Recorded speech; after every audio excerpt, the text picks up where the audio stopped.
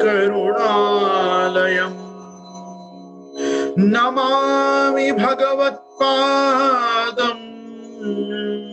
श्रीवल्लभं लोकवल्लभम् वल्लभं विठ्ठलाचार्यम् श्रीकृष्णं बादरायणम् सूत्रभाष्यकृतौ वन्दे भगवन्तौ पुनः वल्लभाचार्य दिव्याज्ञा प्रतिभासर उज्ज्वला दिगंत व्यापिनी भूयात् साहि लोकहितैषिणी सर्वदेश दशाकाले अव्याहत पराक्रमा वल्लभाचार्य दिव्याज्ञा वरधतामभिवर्धताम्।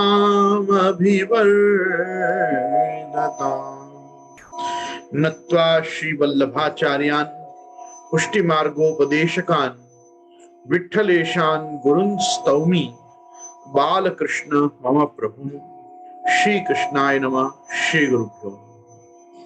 उपस्थित समस्त प्रियजन, वल्लभीजन, वैष्णवजन, मैं गोस्वामी गोविंद राय मेरे और आपके साथ चलते इस जूमांतर्गत सत्संग सत्र में फेसबुक लाइव एवं यूट्यूब के माध्यम से हमारे साथ जुड़े हुए आप सभी प्रियजनों का, वल्लभीजनों का, जनों का, सनातन धर्मावलंबी आप सभी का मैं खूब खूब स्वागत करता हूँ।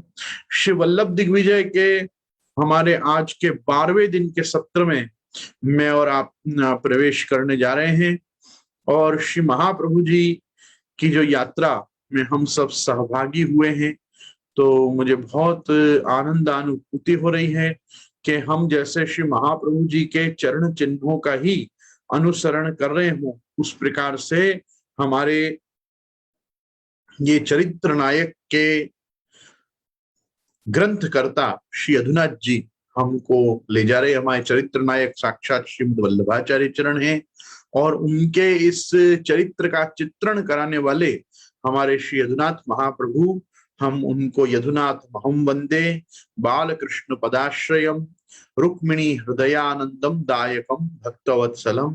इस प्रकार से प्रभु चरणात्मज श्री यदुनाथ जी को हम नमस्कार करके और इस ग्रंथ को आगे बढ़ा रहे हैं।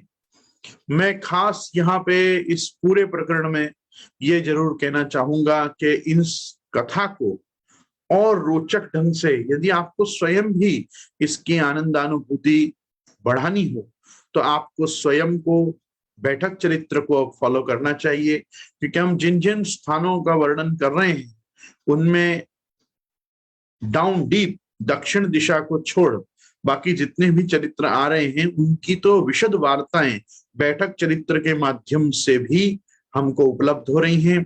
यदि मैं एक एक स्थान में जहां श्री यदुनाथ जी हमको श्री महाप्रभु जी को पधारा हुआ बता रहे हैं, यदि मैं एक एक चरित्र में वहां पे बैठक चरित्र भी साथ में लेके इस केवल मेरी सीरीज को रोचक बनाने के लिए मैं चाहूं तो मैं रोज एक बैठक चरित्र भी आपको सुना सकता हूं, लेकिन इससे हम फिर श्री यदुनाथ जी की जो ओरिजिनलिटी है, जो यदुनाथ जी का एक कॉन्सेप्ट है कि भाई पहले श्री हम महाप्रभु जी की पद यात्रा को समझें, पहले हम श्री महाप्रभु जी की पृथ्वी परिक्रमा की आकार को उसके यूं समझो कि आज की परिप्रेक्ष्य में कहें तो उनका रूट क्या रहा, कैसे महाप्रभु जी कहाँ से कहाँ, जिस समय में उतना दिशा निर्देशन नहीं मिलता था उस काल में भी कितना महाप्रभु जी ने परिश्रम करके और ये मतलब परिश्रम साध्य कृपा साध्य ये पृथ्वी परिक्रमाएं की हैं। ये जो एक आश्रय के बताने का, और उसमें कितने वादार्थ लोग आए, कितना वाद विवाद हुआ, कितने लोगों के साथ महाप्रभु जी का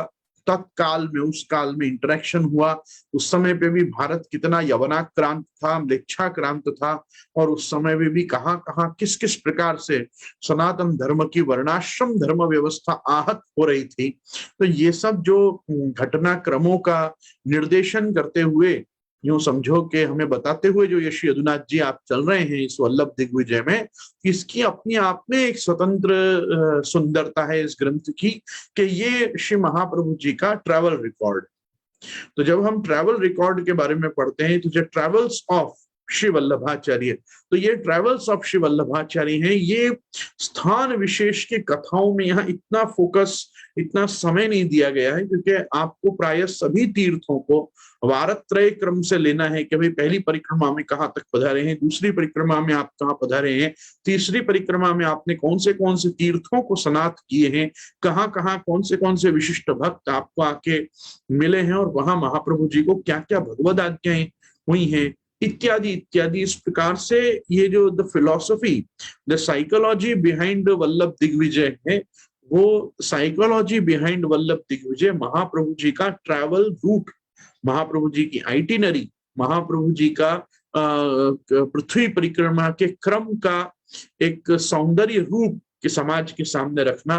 क्योंकि उस समय की जो विकट परिस्थितियां हैं उसका मूल्यांकन मैं और आप आज के युग में नहीं लगा सकते, जहां पे हमको इतनी अच्छी रोड कनेक्टिविटी है, इतने साइंस एंड सिग्नल्स हमको उपलब्ध हैं इस समय। तो मतलब सैटेलाइट द्वारा हमको सीधा जीपीएस के द्वारा, गूगल मैप्स के द्वारा हर जगह की एक लोकेशन भेज दे भाई, हम लोकेशन पे आ जाएंगे वहां पे। तो वो ढंग की जहां व्यवस्थाएं उपलब्ध हैं, वो लोग इतने इस कठिन प्रयास को क्या समझ भी पाएंगे, ये भी एक अब कोई वहां अतिमानुषी महाप्रभु जी की बुद्धि को यूं कहे कि भाई आप तो सर्वज्ञ हैं और आप तो स्वयं भगवान हैं, आपको तो सब पता ही है, ये सब ठीक है। लेकिन जब आप मनुष्याकृति होकर और मानुषी लीला दिखा रहे हैं, तो महाप्रभु जी ने भी कितने स्थानों पे कितनों को पूछा होगा कि आगे जाने का मार्ग कौन सा है।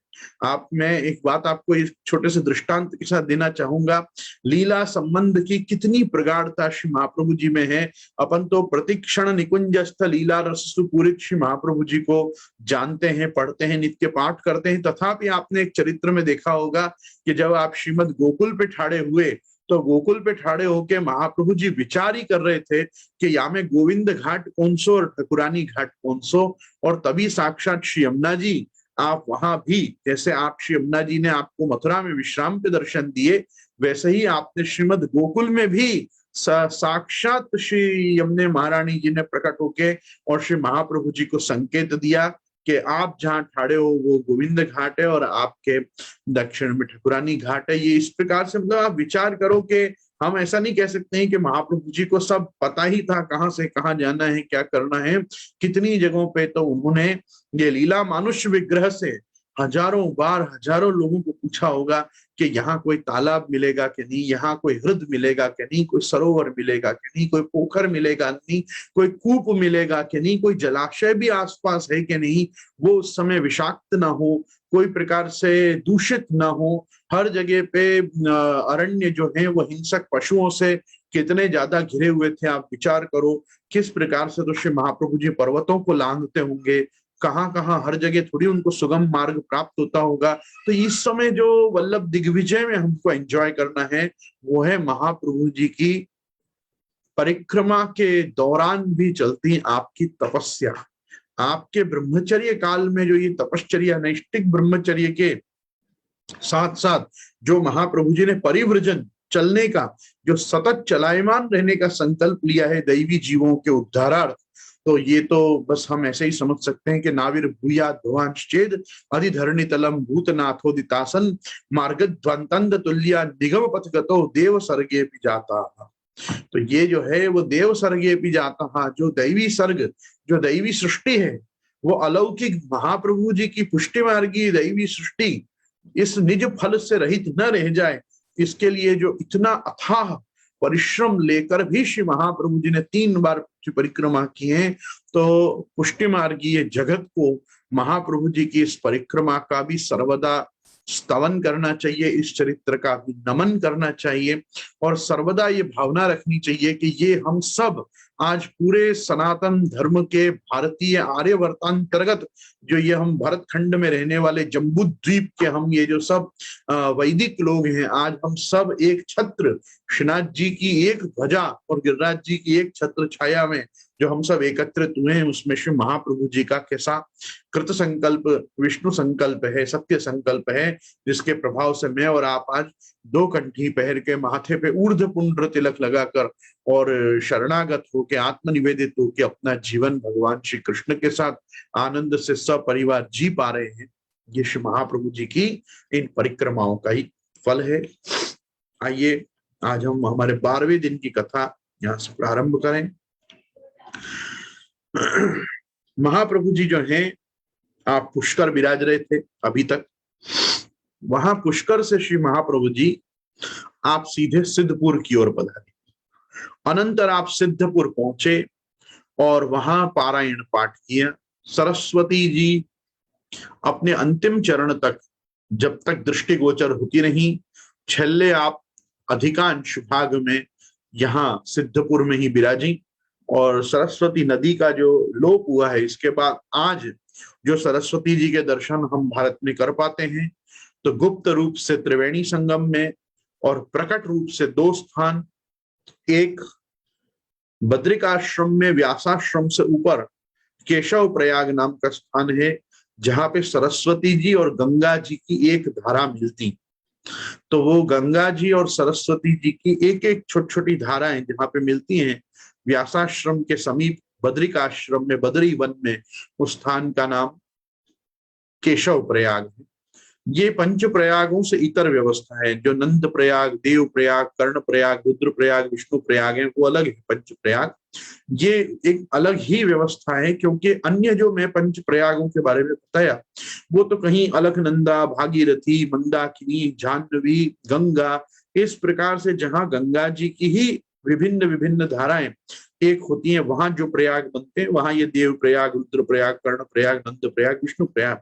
लेकिन एक स्थान में सरस्वती जी और गंगा जी मिलती हैं, और वही स्थान जो है व्यास जी के विराजने का स्थान है, व्यासाश्रम, व्यास गुफा। तो ये जगह पे एक प्रकट दर्शन सरस्वती जी के हैं। और एक छोटा सा यूं समझो कि आप जो सिद्धपुर में आज भी बिंदु सरोवर है, ये बिंदु सरोवर का जो जल है, ये सरस्वती, यूं तो बिंदु सरोवर में मूल उद्गम भी है, अंदर तो यूं भूमिगत कूप तो है ही, लेकिन जो भी जल विद्यमान है, आज अगर किसी को सरस्वती का पूजन, पान, आचमन आदि करना हो, तो सिद्धपुर क्षेत्र में मातृगया भी इसको कहते हैं। ये कोई भी प्रकार के मातृ संबंधी और दैहिक कर्म करने का स्थान है। जैसे गया जी जो है वो पितृ संबंधी है, वैसे मातृ संबंधी सिद्धपुर है। तो यहाँ श्री महाप्रभु जी आप सिद्धपुर पधारे हैं, और ये सिद्धपुर में बिंदु सरोवर, वहां आपने पारायण पाठ किया। वहीं औदिच्य ब्राह्मण, शालिग्राम आदि के अर्चन से ब्राह्मण का अर्चन श्रेष्ठ है, ऐसा कहने लगे।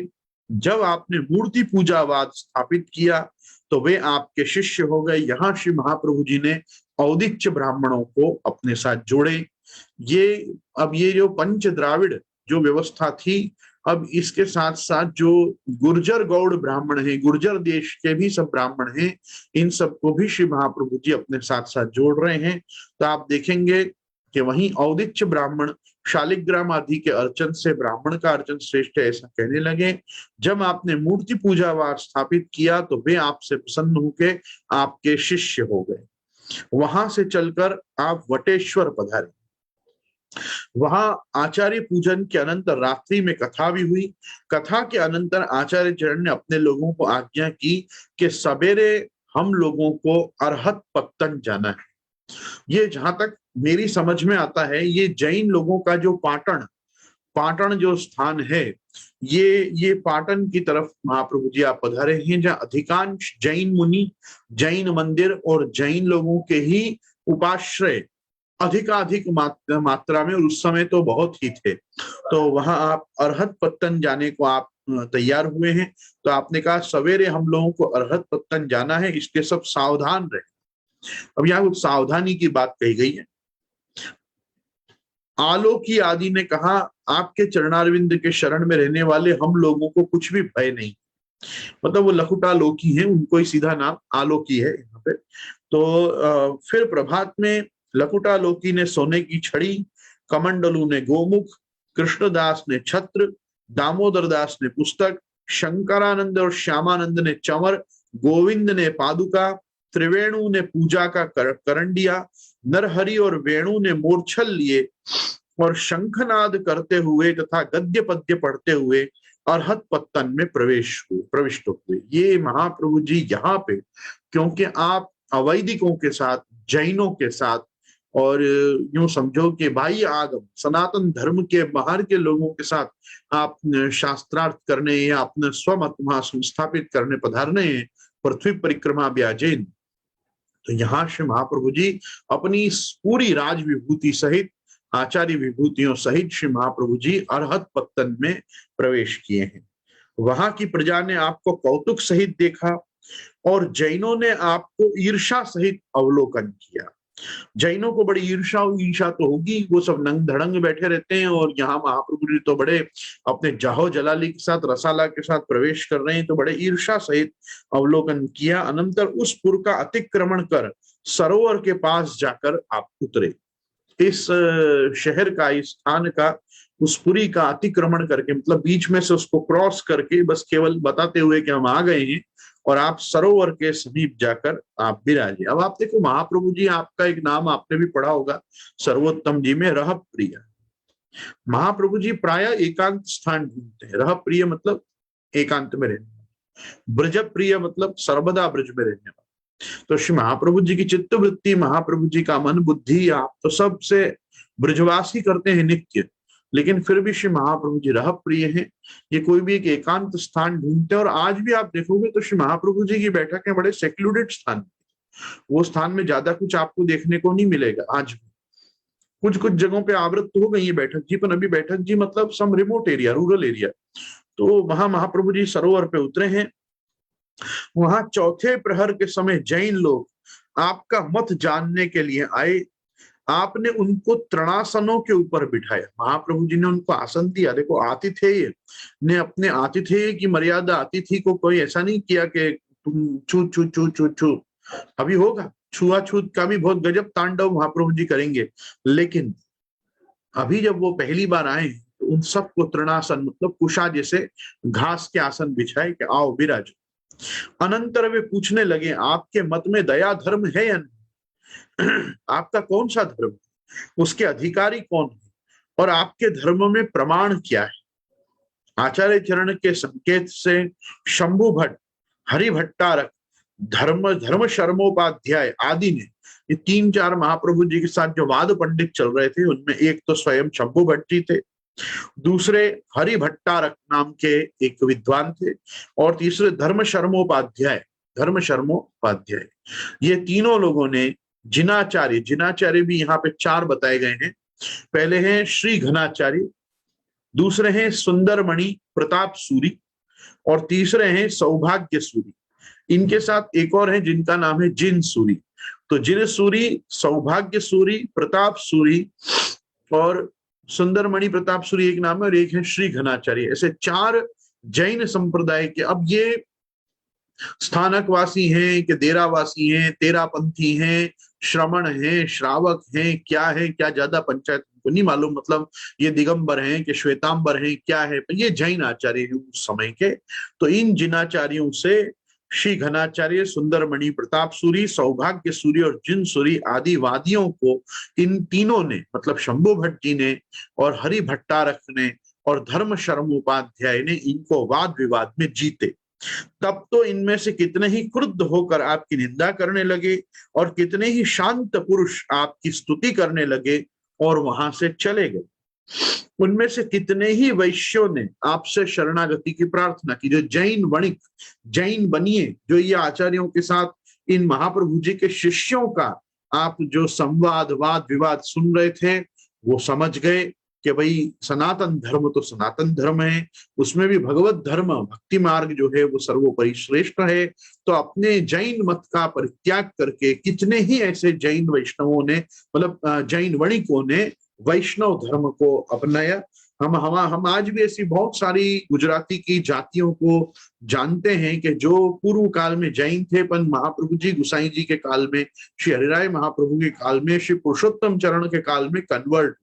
तो जो घर वापसी प्रोग्राम है वो आज का नहीं है, बहुत ये सालों से चल रहा है। तो ये काफी लोगों को हमने घर वापसी करते देखा है। ऐसा नहीं कि केवल सनातन धर्म में जो यवन और म्लेच्छ धर्मों को छोड़ के जो आए वही केवल घर वापसी है। मैं कहूंगा कि जो जैन, बौद्ध, चारवाक आदि नास्तिक दर्शनों को, वेद बाह्य दर्शनों को छोड़कर भी जो पुनश्च सनातन धर्म की शरण आता है, जो वेद को ही ब्रह्म मानता है, वेद विज्ञान को ही जो सर्वोपरि मानता है, ऐसा जो आस्तिक व्यक्ति है वो शैव, शाक्त, वैष्णव आदि किसी भी वेद धर्म में प्रतिपादित सद्धर्म का वो सह अनुसरण कर सकता है, उसमें वो सहभाग अपने जीवन में ले सकता है। मानव धर्म में, मनुष्य योनि में, मानव धर्म में आए बात सनातन धर्म सबके लिए सर्वसुलभ है।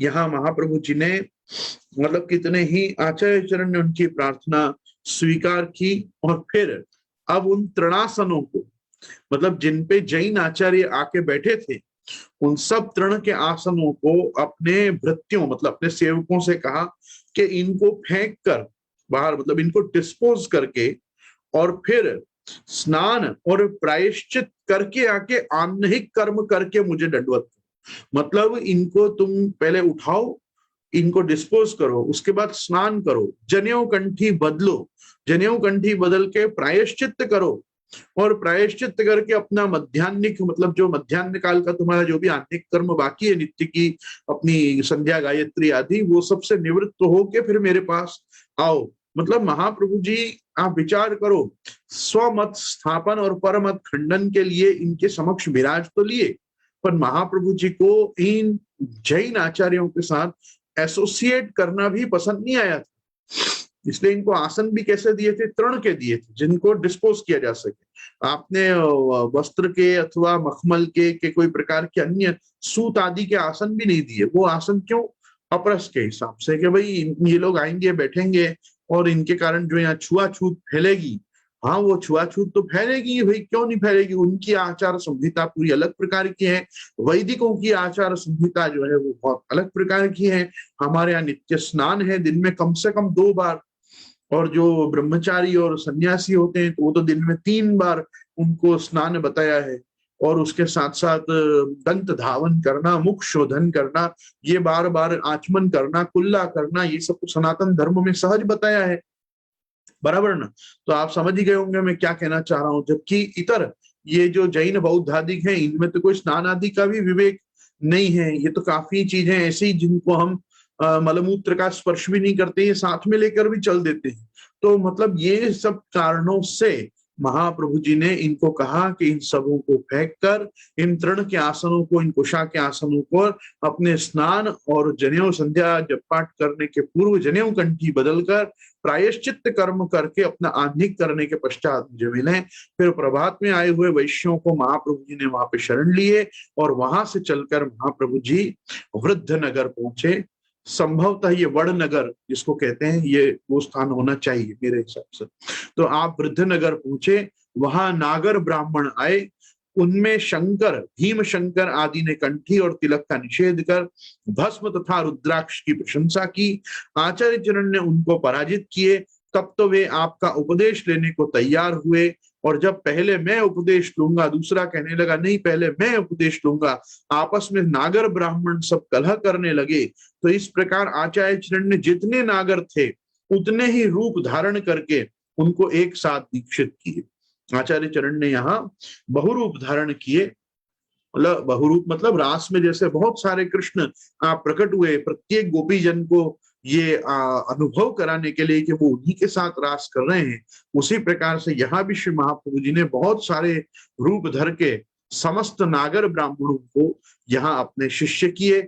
यहाँ ये जो नागर ब्राह्मण हैं ये सब नरसिंह मेहता के वंशज हैं। If I am remembering the correct thing, Narsinh Mehta जो थे वो नागर ब्राह्मण थे, और ये उन सब के मतलब जाति के, नरसिंह मेहता के वंशधर ही सब प्राय नागर ब्राह्मण हैं।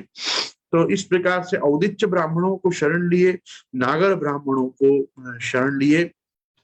वहां से आगे चलकर श्री महाप्रभु जी विश्वनगर अर्थात विसनगर पहुंचे। वहां की सब प्रजा आपके शरण आई, उनको आपने धर्मोपदेश किया। वहां से चलकर श्री महाप्रभु जी डंकर्षि पद, डंकर्षि पद मतलब डाकोर जी पधारे। और आप डाकोर जी जब पधारे हैं तो वहां श्री द्वारकेश जी के दर्शन किए, अर्थात श्री रणछोड़ राय जी के आपने डाकोर जी के दर्शन किए और उनकी कथाकरण करने के अनंतर श्रीमद् भागवत तथा गीता जी का पारायण पाठ किया। वहां से आप गुर्जर देश गुजरात को पवित्र करते हुए तथा नर्मदा जी के तीर्थों में होते हुए व्यासाश्रम पहुंचे।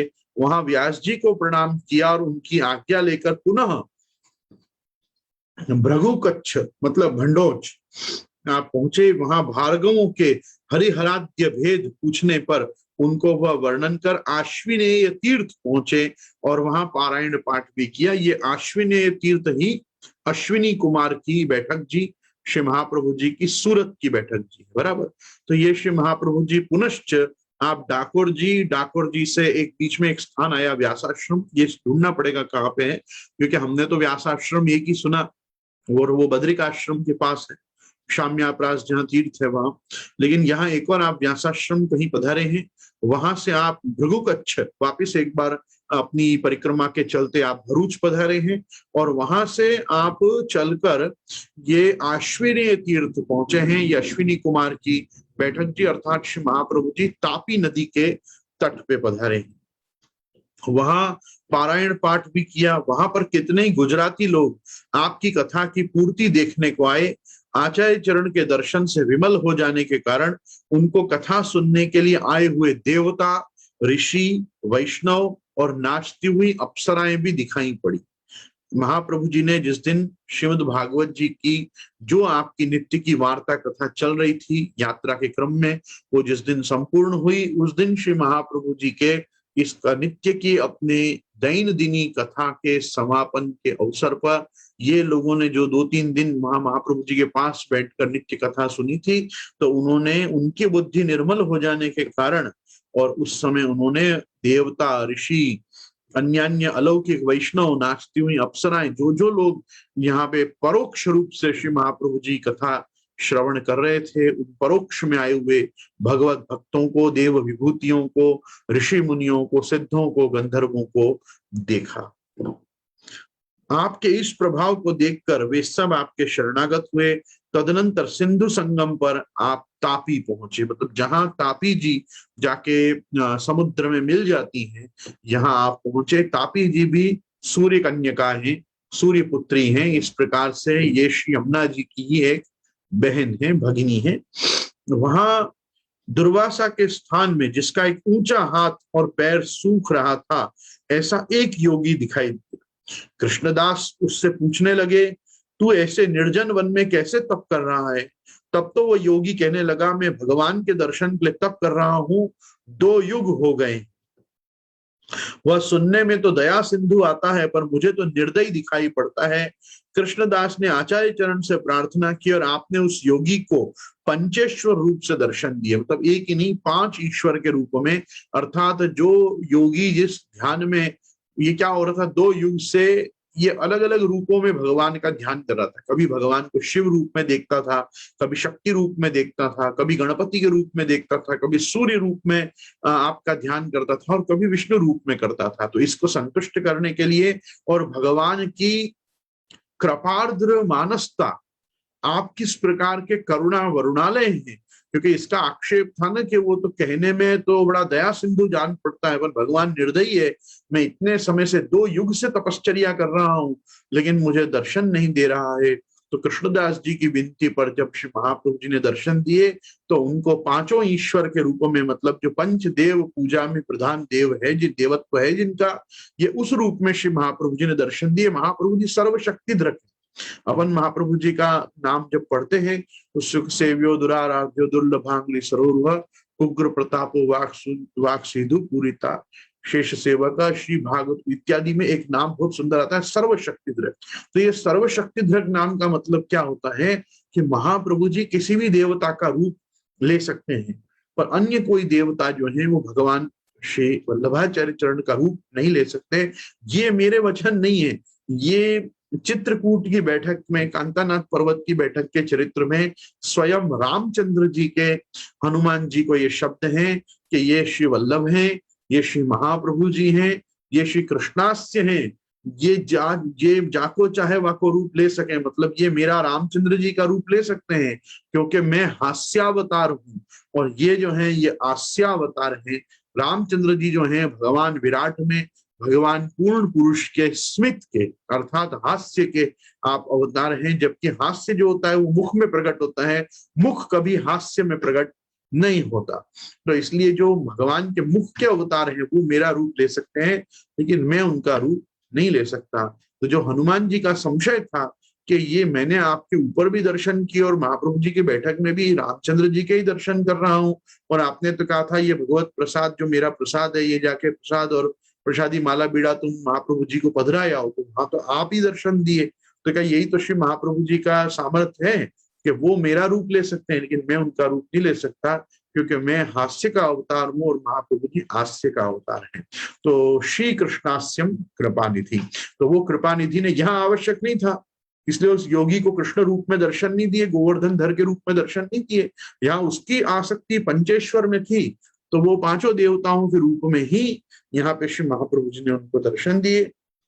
दर्शन पाते ही योगी की काया दिव्य हो गई और वो सिद्धार्थ होकर पृथ्वी में विचरने लगा। सिद्धार्थ मतलब उसका संकल्प पूर्ण हो गया, उसको भगवान के साक्षात दर्शन करने थे। महाप्रभु जी ने अपने रूप में ही और शिव शक्ति, गणपति, सूर्य और विष्णु इनके दर्शन करा दिए। फिर वहां से श्री महाप्रभु जी भानु क्षेत्र पहुंचे। वहां आपने आंधिक तथा पारायण किया और विष्णु स्वामी मतस्थ जामवत विप्रों को शिष्य किए और उनको अपने सिद्धांतों का बोध कराया। यहाँ एक और जाति है ब्राह्मणों की जिनका नाम है जामवत। ये जामवत नाम के ब्राह्मणों को श्री महाप्रभु पहले से विष्णु स्वामी मत में तो स्थित थे ही, पर अब महाप्रभु जी ने इनको अपने भी शिष्य किए और अपने सिद्धांतों का बोध कराया। वहां से श्री महाप्रभु जी कपिल क्षेत्र आए। वहां आपकी वेद पारायण तथा भारत की पूर्ति सुनकर कापिल ब्राह्मण आए और निरीश्वर सांख्य का प्रतिपादन करने लगे। यहाँ जो महाप्रभु जी कपिल क्षेत्र जब आप पधारे हैं तो यहाँ महाप्रभु जी ने दो चीज का पारायण किया है, एक वेद पारायण किया है, दूसरा पूरे श्री महाभारत का पारायण किया है। तो जब भारत का पारायण आपका पूर्ण हुआ ऐसा सुना तो सारे कापिल ब्राह्मण आए और निरीश्वर सांख्य का प्रतिपादन करने लगे। मतलब क्योंकि ये कपिल मुनि के अनुयायी थे और ये कपिल जी भागवतोक्त कपिल देव जी से अलग। श्रीमद् भागवत में कर्दम ऋषि के पुत्र के रूप में माता देवहूति को जिन कपिल देव जी ने सेश्वर सांख्य का उपदेश किया है वो ये निरीश्वर सांख्य के प्रणेता कपिल से भिन्न व्यक्ति हैं। ये जो कपिल देव हैं ये दार्शनिक हैं और वो जो कपिल मुनि हैं वो भागवतोक्त भगवान के चतुर्विंश अवतारों में से एक अवतार, ऐसे आप साक्षात भगवद रूप है। तो ये जो इनके कापिल ब्राह्मण सब आए ये निरीश्वर सांख्य, ये सांख्य में भी जो दो भेद हैं, ये निरीश्वर सांख्य के लिए ही भगवान का वचन है गीता जी में, सांख्य योगो पृथक बाला प्रवदंती न पंडिता। ये जो पंडित होते हैं वो सांख्य और योग को अलग अलग नहीं देखते, जो बच्चा बुद्धि के लोग होते हैं वही सांख्य और योग को अलग अलग मानते हैं। तो यहाँ पे जो ये हैं कापिल ब्राह्मण, इन्होंने श्री महाप्रभु जी से निरीश्वर सांख्य का प्रतिपादन करने लगे। आचार्य चरण ने युक्ति से उसका खंडन किया। अनंतर आपका वैश्वानर रूप देखकर वे डरे और आपके शरण आ गए। महाप्रभु जी ने यहाँ इन सभी को अपने अग्नि रूप का, अपने वैश्वानर रूप का, साक्षात आप अलौकिक अग्नि हैं, कृष्ण मुख अनल है, इस प्रकार का दर्शन दिया। इससे वो सब भय खाके महाप्रभु जी की शरण आ गए। वहां से आप बहुचरा गए। वहां वाम मार्गी लोग आए और सुरा मांस भक्षण आदि की प्रशंसा करने लगे। यहाँ श्री महाप्रभु जी को वापिस एक बार वाम मार्गी तांत्रिकों ने आके घेरा है और ये लोग सुरा मांस भक्षण आदि की प्रशंसा करने लगे। शंभु भट्ट ने उन सबको जीत के, देखो वापिस महाप्रभु जी ने कापालिकों से, तांत्रिकों से, वाम मार्गियों से और विशेष करके जो बलि प्रथा में मानने वाले जो तंत्र मंत्र यंत्र में विश्वास रखने वाले जो बड़े घातक लोग हैं सनातन धर्म के, ऐसे लोगों को तो महाप्रभु जी इनसे शास्त्रार्थ भी नहीं करते, आवश्यकता ही नहीं पड़ती। जिनके पास शंभु भट्ट जी और लकुटा लोकी आदि सब विराजते हों, उनको खुद इनसे मुंह लगने की क्या जरूरत है। तो वहां शंभु भट्ट ने ही उन सबको जीत लिए। तब तो वे लोग इनको मारने के लिए तैयार हुए, पर लकुटा लोकी ने उनको मार भगाए।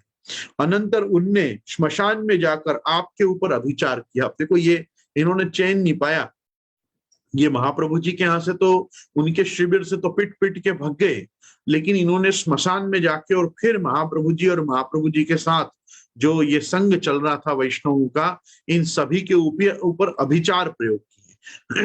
मतलब मारण और मुठ फेंकना और न जाने क्या क्या, मतलब ये सब जितने भी वाम मार्गी तंत्र में हानि पहुंचाने के जो क्रियाकलाप हैं वो सब करने शुरू हुए। तो अनंतर उन्होंने श्मशान में जाकर आपके ऊपर अभिचार किया। उससे रात्रि में दावानल दिखाई दिया।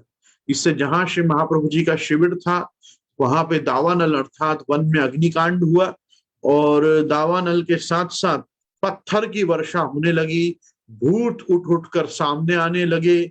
आचार्य चरण ने सबको कहा, केवल आज्ञा दी, एक बार रात्रि में शंखनाद कर दो। तो श्री महाप्रभु जी के संग जो भगवत भक्त चल रहे थे, उन्होंने रात्रि के उस प्रहर में शंखनाद किया। तब वो सारा उत्पात जो था वो तिरोभूत हो गया। आप विचार करो, शंखनाद में से जो ओमत ध्वनि, जो प्रणव ध्वनि यो समझो के प्रतिपादित होती है, प्रकाशित होती है, वो ध्वनि कैसी होती होगी कि आधे अभिचार प्रयोग तो केवल शंख ध्वनि सुन के ही भस्म हो जाते हैं।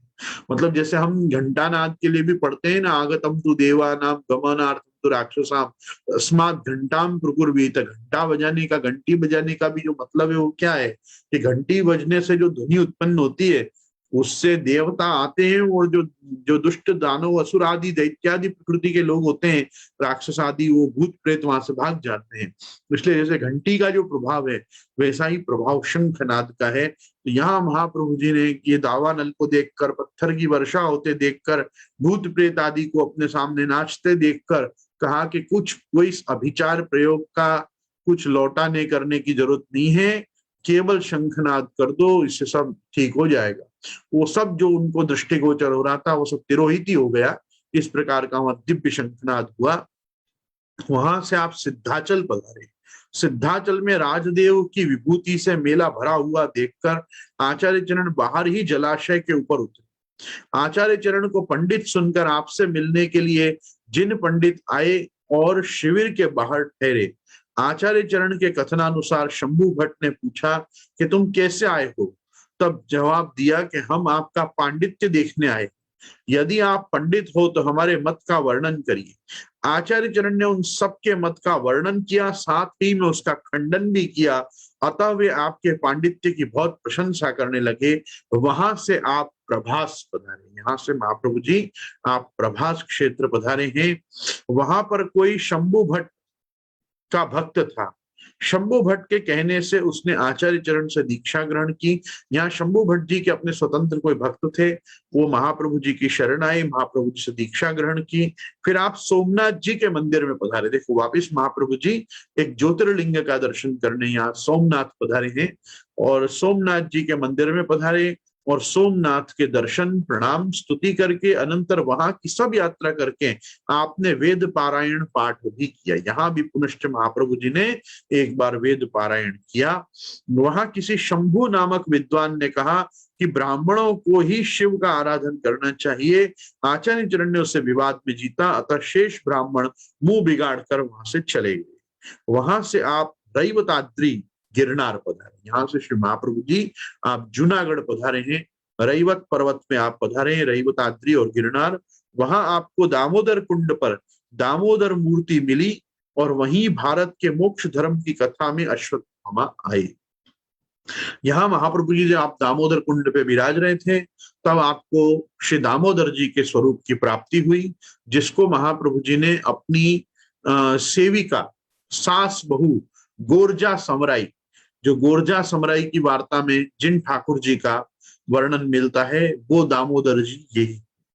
दामोदर लीला भगवान ने उखल बंधन के समय पे जब आपको श्री यशोदा जी ने, आपकी मातृचरण ने जब भगवान श्री कृष्ण को ये ऊखल से बांध दिया, और बाद में वो उखल के मिस आपने, आप जो समझो के जानु रिंगण करते हुए जब आपने यमलार्जुन के वृक्षों का उद्धार किया और नलकूबर मणिग्रीव को नारद जी के श्राप से मुक्त किए, तो वो जो भगवान की समग्र दामोदर लीला है, ऐसे तो वो पूरी लीला भगवान श्री बालकृष्ण लाल जी की, श्री नवनीत प्रिया जी की लीला है, लेकिन दामोदर जी का स्वरूप है वो शंख चक्र गदा पद्मधारी चतुर्भुज द्वारकाधीश प्रभु का स्वरूप है, जो गोरजा समराई को पधराया। अद्यावधि वो जूनागढ़ में विराजमान है, मोटी हवेली में, और हम उनके दर्शन कर सकते हैं। तो आप एक चीज देखेंगे कि ये बड़े एक आश्चर्य की बात होती है कि उखल बंधन के समय जानु रिंगण करता हुआ नवनीत लाल का, बालकृष्ण प्रभु का स्वरूप, वो समय की लीला वय का स्वरूप, और जो अद्यावधि जो स्वरूप दामोदर जी नाम से विराजते हैं, वो तो बाकायदा किशोराकृति शंख चक्र गदा पद्म और विभिन्न प्रकार के पार्षदों से सेव्य ऐसे आप श्री विग्रह से विराजते हैं। तो ये कैसे संभव है? क्या वो बाल लीला के स्वरूप है कि किशोर लीला के स्वरूप है? तो उसका एक ही उत्तर है कि जिस समय पर भगवान ने यमलार्जुन का उद्धार किया, वो नलकूबर और मणिग्रीव उस वृक्ष के स्थान पे हाथ जोड़कर प्रकट हुए, तो उन्होंने बड़े विस्मय के साथ एक बालक को देखा। तो वो छोटे से ये बालक को देख के उनको नारद जी के श्राप रूपी वरदान पे संशय हुआ कि नारद जी ने तो कहा था कि जब भगवान सारस्वत कल्प के द्वापर युग में अवतार लेंगे तब तुम्हारा उद्धार भगवान श्री कृष्ण करेंगे। तो ये बालक कौन है जिसके कारण हम ये जड़ इस वृक्ष योनि से मुक्त हुए? तब उन्हीं भगवान श्री दामोदर लाल जी, बाल स्वरूप श्री बालकृष्ण जी ने ये चतुर्भुज रूप धारण करके और नारद जी के दिए हुए इस वरदान रूपी श्राप या श्राप रूपी वरदान, इसका खुलासा भगवान ने अपने स्वरूप ये शंख चक्र गदा पद्मधारी स्वरूप का दर्शन देकर और बताया कि देखो, जो नारद जी ने तुमको बताई थी बात, मैं वही हूं, और इस समय में नंद राजकुमार यशोदोत्संग लालित रूप से ये ब्रज में क्रीड़ा कर रहा हूं। तो ये जो दामोदर मूर्ति है, ये दामोदर जी का जो स्वरूप है, जो कालांतर में श्री महाप्रभु जी ने गोरजा समराई नाम की सास भू अपनी सेविका के ऊपर पधराए, ये भी आपको यहाँ रेवताद्री में दामोदर कुंड पे ये भगवत स्वरूप श्री महाप्रभु जी को स्नान आचमन आदि के समय प्राप्त हुआ। तो इस प्रकार से दामोदर कुंड पर दामोदर मूर्ति मिली, और वहीं भारत के मोक्ष धर्म की कथा, वहां पे महाप्रभु जी की महाभारत की भी साइमल्टेनियसली कथा महाप्रभु जी आप रात्रि को डिस्कस करते। तो जब आप अपनी निज मंडली में महाभारत की कथा में मोक्ष धर्म पर्व पे आप जब थे, तब उस कथा में अश्वत्थामा जी आए। अश्वत्थामा अगेन सप्त चिरंजीवियों में से एक है। तो अश्वत्थामा से ही उनकी गिनती शुरू होती है। अश्वत्थामा बलिर्व्यासो हनुमांश्च विभीषणा कृपा परशुरामश्च सप्तैते चिरजीविनः। तो इनमें से अश्वत्थामा वहां पे आए हैं। कृष्णदास ने उनको देखा और उनसे बातचीत भी की, फिर पूर्वोक्त पर्वत के ऊपर पधारे।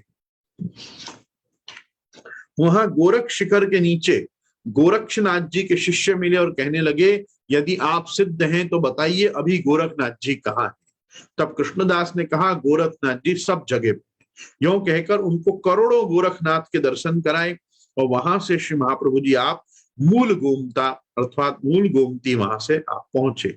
वहां कृष्णदास ने आचार्य चरण की कथा में पातंजल योग शास्त्र के जानने वाले किसी त्रिदंडी दाक्षिणात्य विप्र को देखा। एक वहां पे त्रिदंडी दाक्षिणात्य ब्राह्मण महाप्रभु जी जब पातंजल योग शास्त्र मतलब पतंजलि ऋषि के योग शास्त्र पे योग भाष्य अथवा योग के इस सूत्रों की आप जब टीका कर रहे थे, उनका अर्थ समझा रहे थे, तब वहां पे एक त्रिदंडी दाक्षिणात्य विप्र को वहां पे देखा, अर्थात सन्यासी को देखा। त्रिदंडी मतलब सन्यासी। कथा के अनंतर जब उसने उससे पूछा गया तो वो कहने लगा, मैं विष्णु स्वामी मतानुवर्ती बिल्व मंगलाचार्य का शिष्य हूं और हरि लीला तथा आचार्य चरण के दर्शन के लिए 4 समय मृत्यु का निवारण कर यहाँ ठहरा हुआ हूं। आचार्य चरण ने उसको भागवत श्रवण कराया और भगवत लीलाएं भी महाप्रभु जी ने दिखाई। तो इनको बहुत कृपा करी। ये विष्णु स्वामी मतानुवर्ती बिल्व मंगलाचार्य के शिष्य थे। मतलब यदि हम मंत्र परंपरा और मंत्र रहस्य जो महाप्रभु जी को प्राप्त हुआ है बिल्व मंगलाचार्य जी से, उस दृष्टि से देखें तो ये महाप्रभु जी के सतीर्थ, महाप्रभु जी के गुरु भाई ही थे। तो महाप्रभु जी ने कृपा करके इन्होंने 4 बार अपने ऊपर आई मृत्यु को लौटाया था कि मुझे श्री महाप्रभु जी का दर्शन करना है। तो ये हरि लीला तथा आचार्य चरण के दर्शन के लिए 4 समय मृत्यु का निवारण करके बैठे थे। आचार्य चरण ने इनको भागवत जी का श्रवण कराया और साथ में भगवत लीलाओं का भी इसी देह से, इन्हीं चर्म चक्षुओं से कृपा करके दर्शन कराया। ठीक है, आप ये चीज देखते चलिए कि इस कथा में जो जो कृष्णावतार में कार्य भगवान श्री कृष्ण ने किए हैं वो सभी छोटे बड़े कार्य होते, दावानल पान से लेकर, और आप देखेंगे कि इस समय ये अभिचार प्रयोग आदि की भी कथा सुदक्षिण के चरित्र में आगे उत्तरार्ध में आती है कि किस प्रकार से सुदक्षिण ने, काशीराज के पुत्र ने भगवान श्री कृष्ण के ऊपर अभिचार प्रयोग किया था। तो इत्यादि मैं तो खाली आपका ध्यान इस समय आकर्षित कर रहा हूँ। हम छोटा छोटा प्रसंग देखेंगे तो महाप्रभु जी ने बहुत कृपा की है। जैसे अर्जुन को दिव्य दृष्टि देकर और अर्जुन को भी भगवान ने अपने वैराग्य का अनुभव कराया था, अपनी विभूतियों का दर्शन कराया। उसी प्रकार यहाँ भी महाप्रभु जी कितने भक्तों को श्रीमद् भागवत जी का श्रवण कराते चले जाएंगे और भगवान की निज लीला के दर्शन भी कराते चले जाएंगे। अनंतर वहां से आप द्वारका पधारे। वहां गोमती के तट पर शमी के वृक्ष के नीचे आपने आमिका बैठक की और स्नानादिक करने के लिए अनंतर गोविंद ब्रह्मचारी आदि आपको आदर से भगवान मंदिर मिलेगा। ये गोविंद ब्रह्मचारी नाम के शंकराचार्य के जो शिष्य होते हैं या जो टू बी शंकराचार्य होते हैं उनको प्रायः उनके नाम के साथ ब्रह्मचारी संबोधन करके बोला जाता है। तो यहाँ द्वारका मठ में से, मतलब द्वारका के शंकराचार्य के मठ में से यहाँ गोविंद ब्रह्मचारी आए और आदर पूर्वक श्री महाप्रभु जी को भगवान मंदिर में पधरा के ले गए। वहां द्वारकाधीश को प्रणाम किया, पश्चात स्तुति करके लाए हुए हारादिक समर्पण कर समर्चन किया। अनंतर श्री द्वारकाधीश आचार्य चरण से आज्ञा करने लगे। यहाँ बहुत सुंदर ये एक छोटा सा उपाख्यान जैसा दिया हुआ है, सुनने लायक है। महाप्रभु जी ये द्वारकाधीश कौन है? ये मूल द्वारका में स्थित जो जगत मंदिर में विराजमान इस समय शंकराचार्य मठ के साथ जो भगवान मंदिर जुड़ा हुआ है, ये वो वाले, ये बेट वाले नहीं, ये अपने वाले पुष्टि मार्गीय द्वारकाधीश 2 प्रकार के हैं। एक शुद्ध पुष्टि में विराजमान तृतीय निधि प्रभु श्री द्वारकाधीश हैं जो दामोदर दास संभलवार जी को पधराए गए, और रामावतार से जो रामचंद्र जी के पूर्वजों से ब्रह्मा जी से लेकर जो सर्वदा सूर्य वंश में सेवित रहे, ऐसे बाद में चंद्रवंश के राजाओं ने भी, कुछ राजाओं ने उनकी सेवा की, लेकिन वो द्वारकाधीश जो है वो हमारे तृतीय निधि द्वारकाधीश प्रभु अद्यावधि कांकोड़ में विराजमान। दूसरे पुष्टि मर्यादा में जो द्वारकाधीश प्रभु हैं वो पुष्टि मर्यादा के अंतर्गत विराजमान बेट द्वारका के द्वारकाधीश हैं। मैं तो संभव है कि ये अनधिकार चेष्टा हो, लेकिन मैं जितना समझा हूं वो ये है कि श्री गोवर्धन नाथ जी नाथद्वारा में विराजमान आप पूर्वार्ध के ठाकुर जी हैं। तो महाप्रभु जी ने जिन द्वारकाधीश की प्रतिष्ठा आपने बेट के द्वीप पर जाकर और रुक्मिणी वन लड़ुआ डूंगर वहां से जैसे गोवर्धनधर आप गिरिराज जी में से प्रकट हुए, वैसे ही रुक्मिणी वन आनर्त प्रदेश के रुक्मिणी वन के लड़ुआ डूंगर में से जहां से जो द्वारकाधीश प्रभु प्राप्त हुए उनको पुनः ले जाकर आपने रुक्मिणी जी और सत्यभामा जी के भवन में पधराए। वो जो बेट द्वारकाधीश हैं वो पुष्टि मार्ग के द्वारकाधीशों में से एक है, वो पुष्टि मर्यादा में आते हैं। लेकिन हम अभी जिन द्वारकाधीश के सन्मुख श्री महाप्रभु जी को देख रहे हैं ये मर्यादा पुष्टि के द्वारकाधीश, मतलब अष्टयाम सेवा का जो क्रम है मंगला से लेकर शयन पर्यंत का, और जो वेशभूषा धारण कराने का जो क्रम है वो सब हमारे पुष्टि मार्ग से मिलता जुलता है। और बाकी जो उपासना, जो आपकी नित्य की पूजन अर्चन आदि का जो क्रम है वो मर्यादा से जुड़ा हुआ है, वेद मर्यादा से जुड़ा हुआ है, क्योंकि धाम है। तो इसलिए वहां हम उनको मर्यादा पुष्टि कहेंगे और बेट में विराजमान को हम पुष्टि मर्यादा में स्थित द्वारकाधीश कहेंगे, और कांकरोली में विराजमान जो द्वारकाधीश है उनको शुद्ध पुष्टि कहेंगे। तो ये इस प्रकार से आप समझ सकते हैं। तो यहाँ जो मर्यादा पुष्टि में स्थित जो द्वारकाधीश हैं वो देखो यहाँ श्री महाप्रभु जी से कितनी सुंदर आप आज्ञा कर रहे हैं। जब महाप्रभु जी ने अपने साथ लाए हुए जो हार आदि समर्पण किए, समर्चन किया, जो आभरण और पधरा के लाए थे वो दिया। तब द्वारकाधीश प्रभु महाप्रभु जी से आज्ञा करने लगे, आप जिन लोगों को आत्मसमर्पण करा के स्वीकार करेंगे उनको श्रीनाथ जी की तरह मैं भी स्वीकार करूंगा। और प्रसन्न होकर माला तथा बीड़ा दी, और द्वारकाधीश प्रभु ने स्वयं श्री महाप्रभु जी को प्रसन्न होकर अपने माला बीड़ा पधराए। फिर आप अपने बैठक में पधारे और पारायण पाठ करने लगे। वहां ही शारदा मठ से दंडिस्तोम आए और श्रीमद् भागवत के प्रामाण्य में विवाद करने लगे। दंडिस्तोम मतलब ये होता है, स्तोम शब्द जो है ना वो उच्चासन के लिए भी ये प्रयोग किया जाता है। मतलब उस काल के तत्कालीन शंकराचार्य जो भी रहे होंगे वो दंडी स्तोम उस समय यहाँ महाप्रभु जी के पास आए हैं और महाप्रभु जी से श्रीमद् भागवत के प्रामाण्य में विवाद करने लगे। बहुत ध्यातव्य हो इस समय, आप सब भी ध्यान रखिएगा, शांकरों में प्रस्थान त्रयी को मानने की ही परंपरा। ये जो शांकर मत में जो भी केवलाद्वैतवादी होते हैं, ये वेद, भगवत गीता और ब्रह्म सूत्र इनको ही प्रमाण मानते हैं। ये प्रस्थान चतुष्टयवादी नहीं है। ये सब हमारी तरह प्रस्थान चतुष्टय मतलब पुराणों को भी प्रस्थान कोटि में ये लोग नहीं देख पाते हैं, नहीं इनको बर्दाश्त होता है। उसमें भी इनको कहां से बर्दाश्त होगा, इनको तो समग्र वेद भी इनके लिए प्रमाण नहीं है, केवल उपनिषद प्रमाण है।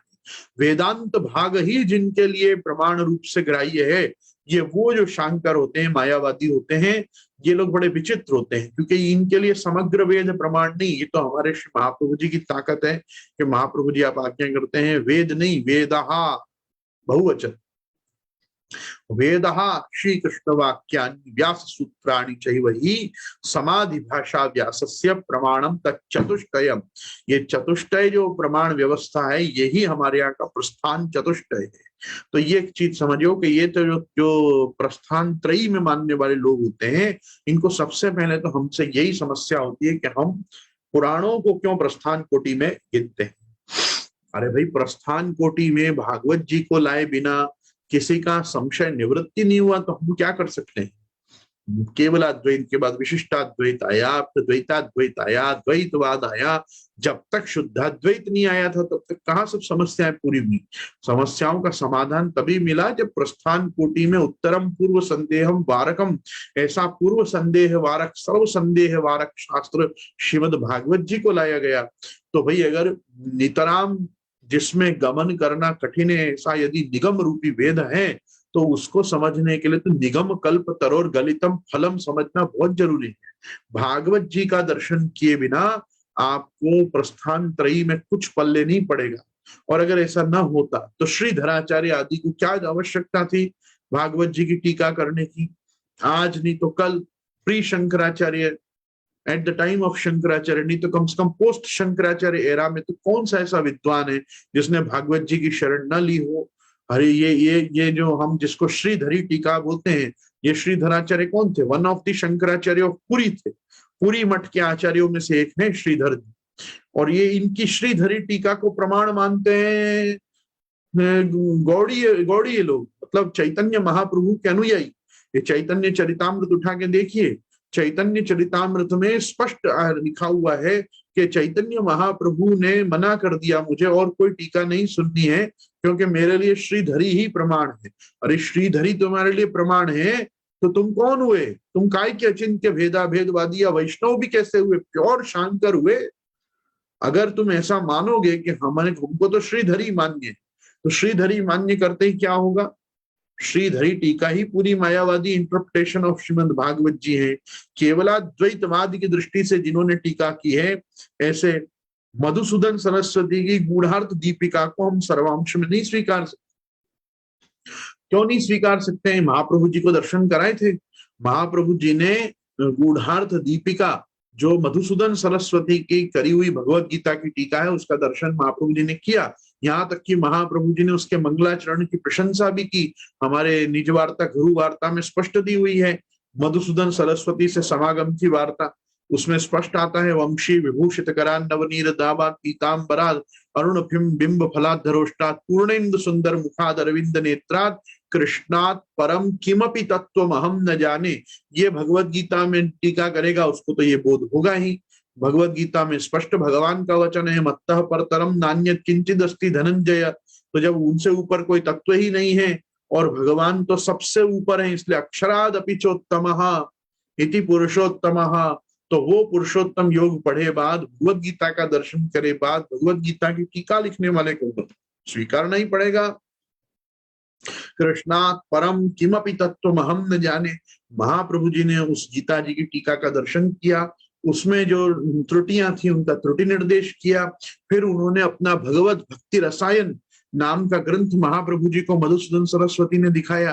तब महाप्रभु जी वो देख के प्रसन्न हुए कि हाँ, ये तुमने ठीक लिखा है। तो हमने तो ऐसे बहुत से मायावादियों को देखा है जो कोई ना कोई समय पे जाके ब्रह्मवादी हो ही गए, क्योंकि प्रस्थान चतुष्टय में चौथे प्रस्थान प्रमाण के रूप में भागवत जी को ग्रहण किए बिना केवल प्रस्थान त्रयी से शास्त्र का निर्णय नहीं हो सकता। शास्त्र का निर्णय नहीं हो सकता। या तो फिर प्रत्येक शास्त्र में इतनी श्रद्धा हो कि वेद को पढ़ के भगवत भक्ति हो जाए, गीता जी को पढ़ने से भगवत भक्ति सिद्ध हो जाए, केवल व्यास दर्शन समन्वयाध्याय तक पहुंचते पहुंचते हमको व्यास जी का सुस्पष्ट मत पता चल जाए, जन्माद्यस्य तोन्मयाय तरतश्चार्तेष्व विज्ञस्वराट तेने ब्रह्म हृदय आदि कवये मुह्यन्ति यत्सूरयः तेजो वारि मृदाम यथा विनिमयो यत्र त्रिसर्गो मृषा दामना सेन सदा निरस्तु कुहकम सत्यम परम धीमहि। या तो यहाँ तक स्वयं व्यास दर्शन को पढ़ के ही पहुंच जाए, या भागवत जी की शरण लिए बिना गति नहीं। तो यहाँ जो दंडी स्तोम आए, उन्होंने श्रीमद् भागवत के प्रामाण्य में विवाद करने लगे, उस विवाद में भी पराजित हुए। तो आपकी प्रशंसा करते हुए आप मठ को चले गए, आपने वहां की सब यात्रा की। एक दिन आपकी कथा हो रही थी कि कोई सांचीहर ब्राह्मण, सांचोरा ब्राह्मण लड़का राम नाम का के बेटा, ये रामदास जी सांचोरा है, समझिएगा।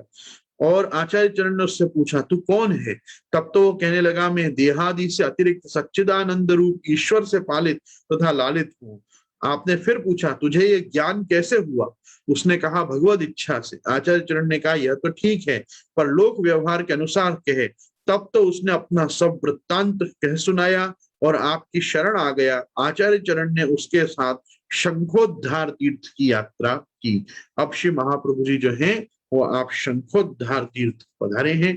तो आज अपन श्री महाप्रभु जी को भी यहाँ रुक्मिणी जी के और सत्यभामा जी के भवन में श्री द्वारकाधीश जी के पास अपन यहाँ छोड़कर और आज अपन भी विश्राम करते हैं। कल हम जब पुनः एकत्रित होंगे तो महाप्रभु जी को द्वारका, बेट द्वारका से नारायण सरोवर की ओर अपन पधराएंगे। दृढ़ इन चरणन केरो भरोसो, दृढ़ इन चरणन केरो श्री वल्लभ नख चंद्र छटाविन सब युग माझ अंधेरो भरोसो। साधन और नहीं आकली में जासो हो निबेरो। सूर कहा कहे द्विधयांतरो बिना मूल को चेरो भरोसो। दृढ़ इन चरणन केरो भरोसो। शिवल्लभाधीश की जय, श्री गुसाई जी परम दयाल की जय, आज के आनंद की